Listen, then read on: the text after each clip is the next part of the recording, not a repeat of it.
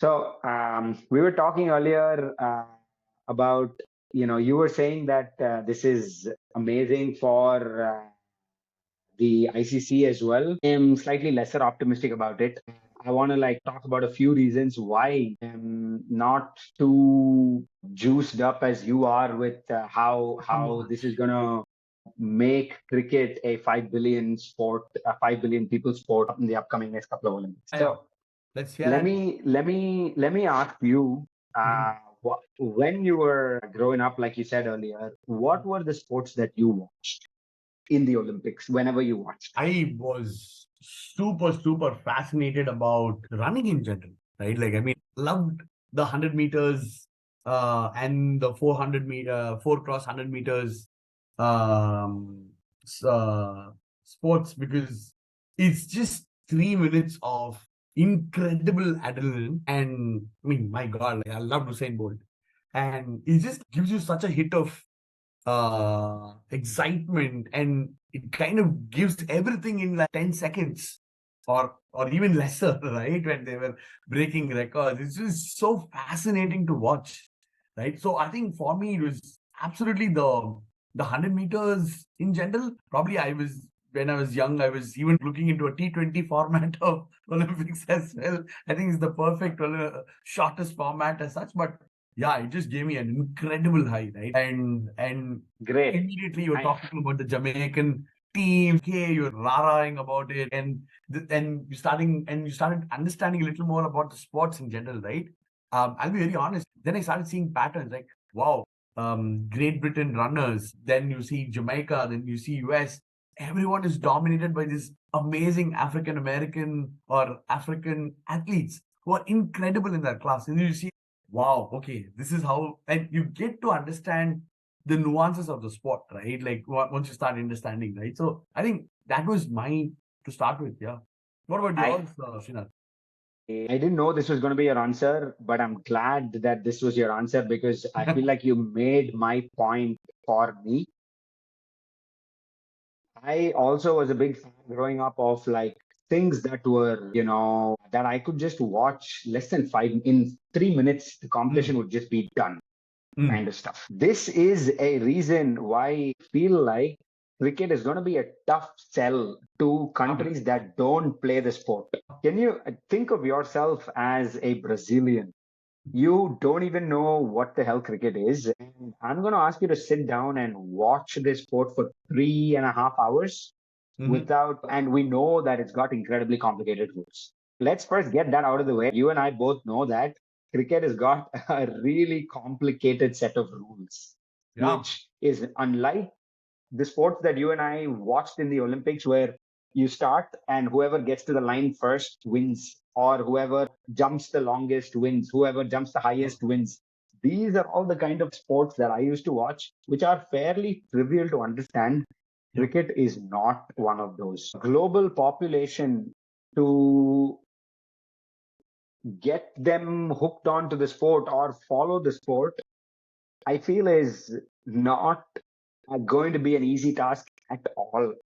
I Yeah. would be surprised if a whole bunch of people tuned in for more than 3 to 5 minutes for Mm-hmm. one game, which is maybe the highest marketed game. They would tune in Mm-hmm. for 3 to 5 minutes and then not understand what's going on and say, okay, thanks for this. I'm going to go watch something else. Yeah. Yeah. It's an incredibly important point that you made, Srinath. I think it's tough, man. Even as us who live and breathe cricket, and someone asks us about, hey, can you explain cricket to me? And you're okay, I have to memorize this I've memorized this answer. I'm going to make it so simple and break it down so by one, two, three. It's difficult. It's incredibly Yep. difficult for us Even to when explain. you think it's easy, when you actually explain it to people, there are so many different Yeah. rules we just take for granted. But when you explain it to people, LBW is Yeah. what the heck is LBW? Like, how did we even come up with this rule? Imagine hit wicket. Imagine Mankat. The amount of the ways that you can get In which out. you can get out. Yeah. Yeah, is tough. It's So, tough. so that to me is makes it really hard for someone who's not already following cricket Mm, to watch the Olympics when there are 50 other sports going on to be suddenly into, watching this sport. Yeah. So I am slightly, lesser optimistic about a bunch of other countries following. But now let's, take the IOC's goal as stated, which is there are about, 30 to 40 million Indian Americans Correct. who they want to market the sport to that diaspora of people and get those people engaged so that the biggest spending country in the world can get into cricket, and ICC and BCCI eventually can get some of those revenues back by selling, a cricket there. So that's let's talk about that. I mean, on that, right? I think again on the point that you made in terms of adoption, right? Like probably the adoption rate, right? Might sound a little more corporate-ish, but I think what you made, the point that you made was incredibly important, because at the end of the day, if the people are not tuned into a sport, it's difficult, right? But I think if the ICC and IOC's aim is to literally have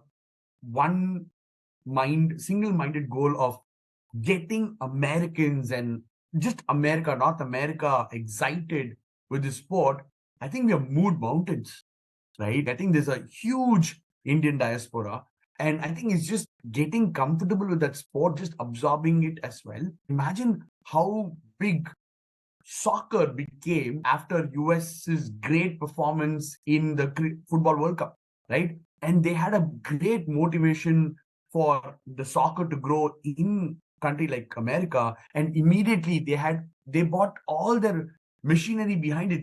They got Beckham into the LA, Los Angeles, and US has such amazing strength to pull resources together. Yeah, sorry, go ahead. I 100% agree with you. So let me put it this way. If the format is going to be 5 of the top teams and the US, what do you think is US's chances are in that tournament? Hand to heart, zero, man. When did you think soccer became big in the US? Why and when did you think soccer became big in the US? I mean, I might be completely wrong, but from a personal standpoint, when they had a fantastic performance in the World Cup, in 2002 in Germany, in US 2002 reached in the World Cup Germany, quarterfinals. I think that kind of put a little more impetus behind them. That's correct. And in 2007, David Beckham went to the MLS, and Yes. MLS is the biggest growing sports league in the world right now. Yeah. At par with the IPL. These two are probably the biggest sports in the world. So, yeah, you're absolutely right. Yeah.